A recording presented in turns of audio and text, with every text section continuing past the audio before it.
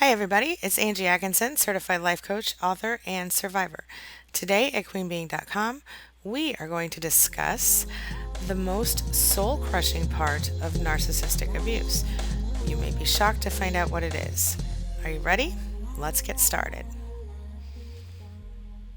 If you are or ever have been involved in any sort of a relationship with a toxic narcissist, well, there's a chance that you're educating yourself now or you have been educating yourself on what you're dealing with. Otherwise, I don't suppose you'd be here watching my video right now. Now, between the gaslighting, the narcissistic rage, and the narcissistic injury, not to mention the flying monkeys of it all, you're probably already thinking you know the worst part of being in this awful situation, right? Because between the name callings, the cutdowns, the narcissistic control, and the isolation, and all of the other drama that you put up with, this is only the beginning, and we all know it. And even as horribly painful as they can feel, there's just one more thing that's kind of worse. And the most difficult part of being mentally and emotionally abused by a narcissist. And really, it comes down to one thing. And you might be shocked to hear what it is, but I'm just going to put it out there for you. This is the devalue phase. So, why would I say that? I mean, after all, we already know that, we can all walk away from narcissistic relationships with PTSD or CPTSD, right? Not to mention a host of other psychological, emotional, and physical even issues because of the abuse. And depending on the length of time and the intensity of the abuse, it can get real serious for some people. And that's why I do what I do, because I want to help people to help themselves move forward and not be forever weighed down by the cross that they bear from the narcissistic abuse, right? So the thing is that what I think a lot of people don't realize is that what we need most as human beings, as people who are emotionally connected to other people as part of our really survival, right, is we need someone to validate us. Okay, so a lot of times we may not be able to recognize what's happening, but if you've ever sat around and have a conversation with a narcissist, and you walk away feeling just, like it wasn't worth your time, or you're empty, or you're sad or depressed, or whatever it is, then that's here's where it starts, okay? So it's when you're talking to a narcissist and all you get is grunts in response, right? Or you don't actually hear anything that actually indicates that the narcissist has heard you or understood you. You get maybe a pause and maybe a breath, right? Well, the breath is because, and the pause, it's not that he's actually listening to you, because he can't really do that in his own, in his own defense, but it's really that he's waiting for his turn to talk again. And truthfully, he could care less what's happening inside your head, like I said. He only wants to know that you are there for him. So if you think back, you might remember that if you asked him or he happened to volunteer, how he felt about you early in your relationship or even recently, he's probably said things like, oh, I love the way you make me feel. I love how you always listen to me. I love it when we have sex together. I love that you're always there when I need you. I love how you take care of me. Things like that. And it's not that you should really care or even feel offended, but well, that might be the case actually if you didn't seem to catch the narcissist appearing to genuinely connect with other people. So, for example, right, you are fighting with your husband who is a narcissist or your wife who is a narcissist, okay? And as you're going out to a social event together, or you're having a get together at your home, and although you are in this intense argument, obviously you decide you're going to put it on hold for the public event, and that's very common of a narcissist if he doesn't just end the event altogether. It depends on which side he's on, right? So assuming that he thinks he's winning, which I would say about 80 to 90% of the time he will, or she will. What will happen is that, you go to this event, everything's fine, you're pretending everything's fine, and you look around and you turn and you notice that the narcissist is being nice to someone. And, if you're a man, she might be being nice to another man. And if you're a woman, and she might, he might be being nice to another woman. And why would that bother you, right? Well, here's the thing, okay? It bothers you because, well, because he seems to have empathy for them. And because if you dare to bat an eyelash the wrong way in regard to these people, he will tell you how they feel. And yet, still, when it comes to you, the narcissist has this, sort of blind spot as far as you can tell. I mean, he can't seem to understand a word you say. Sometimes you feel like you're speaking to a brick wall who doesn't actually understand the language at all because he seems to respond in ways that don't make sense considering what you've said, right? So, anybody's going to wonder at that point, well, what's so bad about me? Am I really as insert insulting lie here, lazy, crazy, ugly, stupid, bitchy, whatever the narcissist says I am? Am I really as bad as they think I am? And so by devaluing you and discarding you and disregarding you, emotionally with those subtle little behaviors, the narcissist is achieving a certain goal. And you might already know that the goal of teaching you that your thoughts and your feelings don't matter, the goal of waiting for you to finish speaking and then continuing with the thought they may have had before, or not in any way acknowledging or responding to what you said with in a way that would let you know that they actually heard you, whether it's about them or not, whether you're arguing or you're just talking in general at dinner or on a date or whatever. When he doesn't acknowledge what you've said and make sense of it and repeat to you or say to you something that lets you know that he comprehended you, that makes you feel like less of a person. Okay, that's what he wants. He wants to beat you down.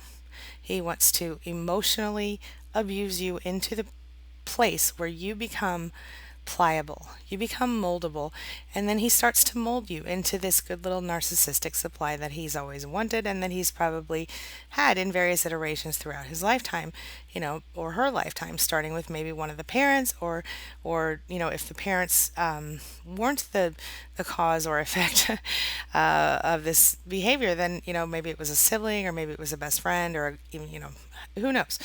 The point is the narcissist knows how to get what he wants or what she wants, and they will do that by simply you know treating you as an object that is deserving of nothing more than his attention when he desires it, and in the way and at the time at which he desires it. And when he's finished with you, if it were up to him, you would go in a closet and close the door and wait. You know what I'm saying? Because he or she doesn't care who you are or what you are beyond what they need you for and what they use you for. Do you understand? So the only problem with this is that, once the narcissist actually does show up, once he gets what he wants and he looks at you, the happiness might seem like it's going to pop in real quick, right? You think to yourself, well, you know what, maybe I can just do really well and become exactly what he wants, and then he might love me, right? Sister, he ain't gonna love you. Honey, brother, he ain't gonna love you. She's not gonna love you. It doesn't matter. A narcissist cannot love like a real person, like a human being, quote unquote, right? Because the thing is that once he beats you into submission and you become, as far as you can tell, what would be his ideal woman, or what would be her ideal man, right? Then what happens is the more you try, the narcissist is never quite happy. There's always something else that he needs you to change or she wants you to change. And the thing is, the more you try to become perfect for a narcissist, the more the narcissist will lose respect for you. Okay, so over time, he will treat you literally like less than human. He will have you believing that you are not even an actual human being who deserves to be treated with even the most basic dignity. And you'll find yourself, acting in kind, desperately seeking to justify it within yourself in order to not go insane. And if you're anything like me, you might find yourself going, well, what can I fix about myself? What am I doing wrong? Maybe if I change my own behavior, I can fix it. Well, listen, you can only change yourself so much, and certainly your behavior can change the behavior of a narcissist. And certainly you can learn how to fend off the attacks, and you can learn how to, handle it. Okay? But let me ask you a question. Do you really want to spend your whole life just handling it? Or would you rather be able to wake up in the morning and breathe and not worry about how you're going to upset him today or how she's going to scream at you tomorrow? You shouldn't have to think about every single tiny action that you make in the respect of Does this matter to that person? Will this hurt that or anger that person? You should only care about how it affects you for the most part. I mean, obviously, if you're going to directly affect someone in a way that's serious, you want to be respectful no matter what. But when you're dealing with a narcissist, it might be something so stupid as, you know, you leave the cabinet doors open and he, goes ballistic and yells at you for 3 hours, you know, and that sounds exaggeratory, but it's not. In my situation with my ex husband, there would be times that he would call me from work, and if he heard that I didn't sound super happy, he was like, "Well, what's wrong with you?" And I would say nothing, and he would just attack. And then we would literally fight for sometimes days over the way I said hello on the phone. That's outrageous, and nobody should have to put up with that. That is what I'm talking about. A normal person would see that and think and try to have empathy. Okay. A normal person would go, "Well, what's wrong, honey? Are you okay? Is something wrong with the baby?" Blah, blah. But this person, a narcissist, will immediately assume that you're annoyed that they're calling or you have a problem with them or whatever it is, and they'll attack you, and it can be ridiculous like that. That's just one example. There are so many others, but we don't need to go into all that today. Anyway, so that's what we need to focus on. Okay, so over time, you know, you need to, the narcissist's goal is to control you. Period. The reason that I believe, and you feel free to tell me if you think it's something else, okay? But the reason that I personally believe that this type of abuse is so painful is because, yes, yes, you go through gaslighting. Yes, you go through name calling. Yes, you go through, constant cutting down and, the silent treatment and all of these things. But what it all comes down to is that you get nothing as far as validation when it comes to a narcissist. Anytime you do get validation, he's essentially only giving it to you conditionally and only giving it to you because it benefits him to do so. He's not giving you validation because he's a normal, nice human being who wants to help you or who cares about you, even. Because normal people don't need to be prompted to give you validation. Normal people, if you tell them good news, they go, "That's so awesome. I'm so happy for you," or whatever their version of that is, right? And if you tell them bad news, they're like, "Oh, honey, I'm so sorry," or whatever their version of that is. But when you're dealing with a narcissist, if you tell them good news, they will only react positively if it benefits them to do so. If for some reason the good news would maybe steal their spotlight or, take them out of an equation or something, well, then I promise you, they will make it miserable for you. They will do whatever they can to get themselves back into the center of attention. Now, if you're dealing with, a situation where it's bad news, well, then you might have a couple options. Number one, the narcissist might blow it off and ignore it. Number two, the narcissist might, say, "Oh, yeah, you think that's bad? Well, listen to this," and tell their worst story. Or, number three, they might again make it all about them. So, gots to love a narcissist.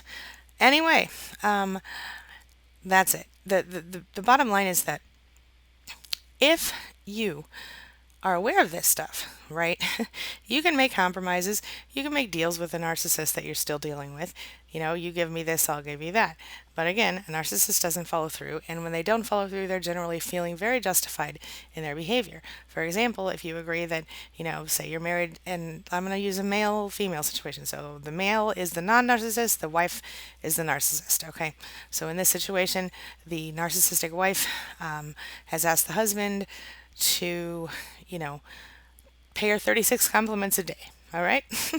So he's like, "Okay, baby, I'm going to do that for you every single day. And in return, would you please just, not scream at me at dinner time?" Okay. "Sure, baby, I won't scream at you at dinner time," she'll say. Well, then when dinner time comes around, maybe by dinner time he's only gotten up to 24 compliments because he worked all day and he texted 23 of them or something. He just walked in the door, "You look gorgeous." And she says, "Oh, that's 25. It's dinner time. You think you're going to get 10 more in today?" Or whatever, 11 more. So, by the end of dinner, she's probably screaming at him because of something stupid like the way that he, didn't notice that there was salad dressing on his chin, or, how he splashed milk when he poured his daughter's cup, whatever it is. The point is that when the narcissist breaks the deal, okay, it's not like they're going to say, "Oh, I'm sorry, I broke the deal." They're going to say, "Well, I broke the deal because you screwed up." Do you feel me? And that is another one of the most soul crushing things because, again, it's always about devaluing you, making you feel like you don't deserve any better, making you feel like you just don't deserve any better, and like you need to take what you can get. Well, listen here, my friend. I am here to tell you that if you are to this point, you are watching this video, you are understanding what you are dealing with, you're not less than anybody. You're smart enough to have figured this out up to this point. It doesn't matter where you found the information, it doesn't matter how you came across it. The point is, you looked for it, you found it, you're working on understanding it. Okay? That is what this is all about. So remember this, nothing you do as far as compromise will matter as far as, unless both people are willing to give. Because compromise means both people are happy, both people are getting what they want. Now, yes, both people might give up a little something in order to get what they want, but it's a mutually agreeable situation. If you are the only one giving, you are the only one, you know, it's not compromise. You can only change so much without any reciprocation at all. Okay? Compromise means two parties come to two mutually agreeable, to a mutually agreeable resolution in which both parties get what they want. Otherwise, it's just you giving and him taking. Again, you not getting the validation that you need. Do you feel me? All right. I think I've gone a little long today, but I apologize for that in advance. Kind of went off the cuff. I hope this was useful information for you. My name is Angela Atkinson. I'm a certified life coach, an author, and a survivor of narcissistic abuse in relationships. I am doing this part at the end of my video today because I know that one of my viewers specifically asked me to get to the point faster, so that's what I did today. If you have any questions, comments, or concerns, please feel free to leave a comment here or send me an email. You can also visit queenbeing.com for narcissism and narcissistic abuse recovery resources, information, and tools. Most everything there is completely free. You can visit booksangieWrote.com, which goes right to my Amazon page, and most everything there is under like $5. Most of it's like $2.99. I have about 20 books there. You can also visit narcissismsupportcoach.com if you want to look into some private coaching. But even if you don't, you might want to check that out because at narcissismsupportcoach.com, you can get a free 5-day email course that is specifically designed for narcissistic abuse survivors to help them get to the next level in their recovery. It is a fear-busting course in that it will teach you to let go of your fears and move forward in your life. Okay, that's all I've got for today. Again, my name's Angie Atkinson, and I'll see you next time.